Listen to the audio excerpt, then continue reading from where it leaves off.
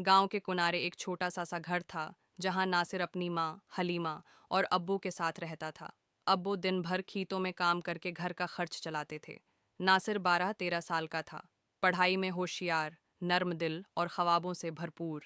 घर में कम पैसों के बावजूद घर की फजा में एक गर्मजोशी थी।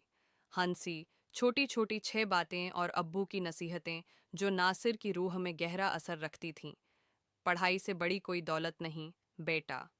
एक दिन अचानक हादसा हो गया। अब्बू रास्ते में गहरे जख्मों के साथ मिले, गाड़ी के नीचे आकर बेहोश। गांव के लोग हर तरफ जमा हो गए, मगर किसी के पास फौरन इलाज की सहूलत नहीं थी। 2 घंटों की दूरी पर हिस्पताल था, मगर वक्त ने धीरज खो दी। हिस्पताल पहुंचने तक अब्बू की सांसें चली गईं। वही लम्हा जब डॉक्टर ने सर हिलाते हुए कहा, वो चले गए, जैसे दुनिया एक पल में खामोश हो गई। हलीमा बेहोश हुए, घर खाली खाली महसूस होने लगा और नासिर के अंदर एक खालीपन बैठ गया। इब्तदाई सदमे के बाद हकीकत ने कदम जमाना शुरू किया। अब्बू का साथ खत्म, रोज़मर्रा के अखराजात और सबसे बड़ा खौफ, नासिर की पढ़ाई का मुस्तकबल। हलीमा ने घर का सारा सामान बेचकर और जो थोड़ी सी बचत थी वो खर्च करके रोज़ मजदूरी शुरू कर दी। कपड़े धोना, खेतों में हाथ बटाना, गांव के लोगों के घरों में सफाई करना।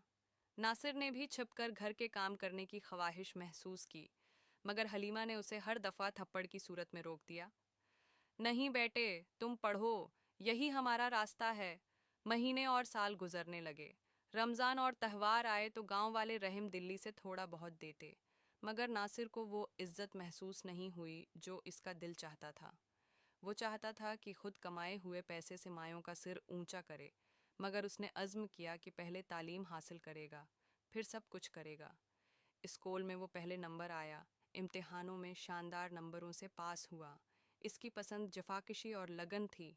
शाम को पढ़ाई के बाद वो नज़दीकी मस्जिद के बाहर लाइट के साये में अज़ाफ़ी नोटिस लिखता, ताकि रोशनियाँ कम पड़ने पर भी पढ़ सके। एक दिन शहर से एक इदारे का इश्तिहार आया कि स्कॉलरशिप प्रोग्राम के लिए इम्तियाज़ी तलबा को वज़ाइफ दिए जाएंगे। नासिर ने दिल में उम्मीद जगा ली। उसने मजबूत तरीके से तैयारी की, हालात को मात देकर इम्तिहान में बेहतरीन नंबरों से कामयाबी हासिल की। जब वो वजीफ़ा जीत कर घर वापस आया तो हलीमा की आंखों में खुशी के आंसू थे। पहली बार उन्हें ऐसा महसूस हुआ कि कुछ बेहतर होने वाला है। दर्द भरी यादें ख़त्म नहीं हुए, मगर ज़िंदगी ने आहिस्ता आहिस्ता राहें बदलना शुरू कर दीं। हलीमा की मेहनत ने छोटी छोटी ज़रूरियात पूरी की और नासिर ने शहर में दाखिला लेकर मज़ीद पढ़ाई शुरू की। नए शहर में हर चीज़ नया थी, बुलंद इमारतें, तेज़ रफ्तार लोग और मुकाबला। मगर नासिर ने हिम्मत बरकरार रखी। रातों को मजदूरी करके फ़ेस अदा की, दिन में पढ़ाई की और दिल में हमेशा एक ही मकसद था, माँ की आंखों से गम का पर्दा हटाना। 1 साल बाद नासिर ने आली तालीमी डिग्री के साथ शानदार नंबरों से फरागत हासिल की। इस कामयाबी ने हलीमा के चेहरे पर जो रोशनी लाई वो बयान से बाहर थी। गांव के लोग भी फ़ख्र महसूस करने लगे। वही बच्चा जिसे लोग पहले तरस कर देखा करते थे, अब सर उठाकर खड़ा था। नासिर ने पहली तनख्वाह माँ को दी तो हलीमा ने उसे अपने दिल के करीब लिपेटा और कहा, तुमने मेरा वो ख्वाब पूरा कर दिया जो तुम्हारे बाप ने मेरे दिल में बसाया था। लेकिन कहानी का असली मोड़ तब आया जब नासिर ने फैसला किया कि वो सिर्फ खुद कामयाब नहीं होगा, वो अपने गांव के बच्चों के लिए स्कूल खोलेगा, जहां माशी तौर पर कमज़ोर मगर ज़हीन बच्चों को मुफ्त तालीम मिले। इसका मानना था कि हकीकी तब्दीली इस वक्त होती है जब एक शख्स अपनी हालत बदलने के साथ साथ दूसरों की मदद भी करे। हलीमा ने अपने बेटे के मंसूबे में पूरी तरह साथ दिया।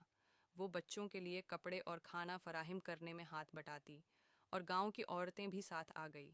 कई सालों की मेहनत के बाद रोशनी स्कूल कायम हुआ, एक छोटा सा मगर मुसर उदारा जहां बच्चे बुला किसी खर्च के तालीमी मौक़े पाते।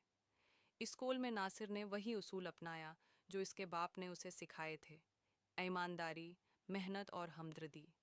स्कूल के तालिब इल्म न सिर्फ पढ़ाई में अच्छे थे, बल्कि माशरती कामों में भी बढ़ चढ़कर हिस्सा लेते। वो बुज़ुर्गों की खिदमत करते, गांव की सफाई करते और एक दूसरे के साथ मोहब्बत से पेश आते।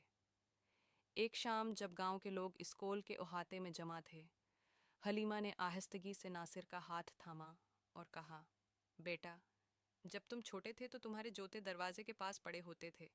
आज मेरी इज्जत तुमने दुनिया के सामने रख दी।